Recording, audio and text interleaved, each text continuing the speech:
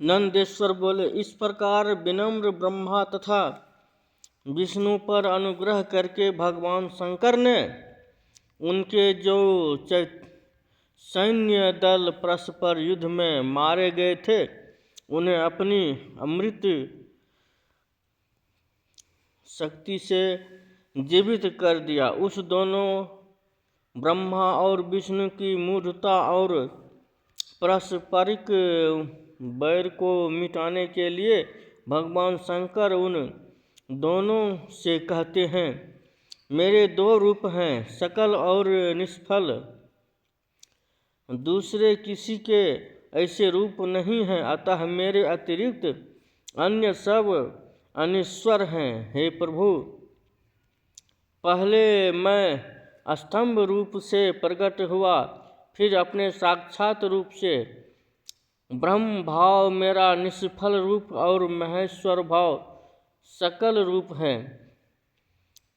ये दोनों मेरे ही सिद्ध रूप हैं, मेरे अतिरिक्त किसी दूसरे के नहीं हैं। इस कारण तुम दोनों का अथवा अन्य किसी का भी ईश्वर तत्व कभी नहीं है। अज्ञान के कारण तुम्हें दोनों को जो इस ईश्वर का आश्चर्यजनक अभिमान उत्पन्न हो गया था, उसे दूर करने के लिए ही मैं इस रणभूमि में प्रकट हुआ हूँ। उस अपने अभिमान को छोड़कर दो और मुझ परमेश्वर में अपनी बुद्धि स्थिर करो। मेरे अनुग्रह से ही सभी लोकों में सब प्रकार का सब कुछ प्रकाशित होगा। इस मूढ़ ब्रह्म तत्व को तुम्हारे प्रति प्रेम होने के कारण ही मैं बता रहा हूँ।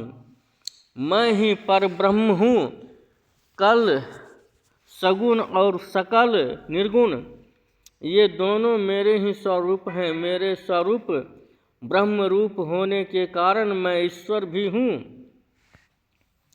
जीवों पर अनुग्रह आदि करना मेरा कार्य है। हे ब्रह्मा और केशव, सबसे विरक्त और जगत की वृद्धि करने वाला होने के कारण मैं ब्रह्म हूँ।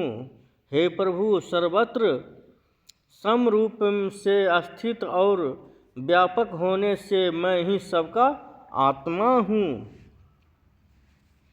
अन्य सभी जीव अनात्म रूप हैं, इनमें संदेह नहीं।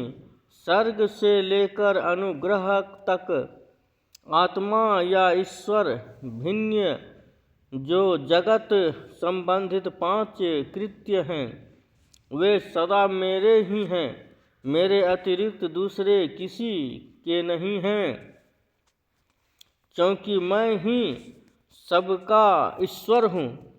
पहले मेरी ब्रह्म स्वरूप का बोध कराने के लिए निष्कल लिंग प्रकट हुआ था, किंतु तुम दोनों को अज्ञात ईश्वर तत्व का स्पर्श साक्षात्कार कराने के लिए मैं साक्षात जगदीश्वर ही सकल रूप में तत्काल प्रकट हो गया।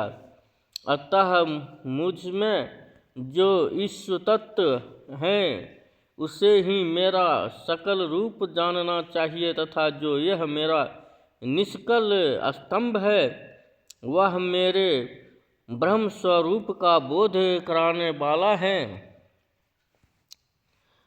हे पुत्रों, लिंग लक्षण युक्त होने के कारण यह मेरा ही लिंग चिन्ह है। तुम दोनों को प्रतिदिन यहाँ रहकर इसका पूजन करना चाहिए। यह मेरा ही स्वरूप है और मेरे साकीपत्य की प्राप्ति कराने वाला है। लिंग और लिंगी में नित्य अभेद होने के कारण मेरे इस लिंग का महान पुरुषों का भी पूजन करना चाहिए। ओम त्रिदेवाय नमः।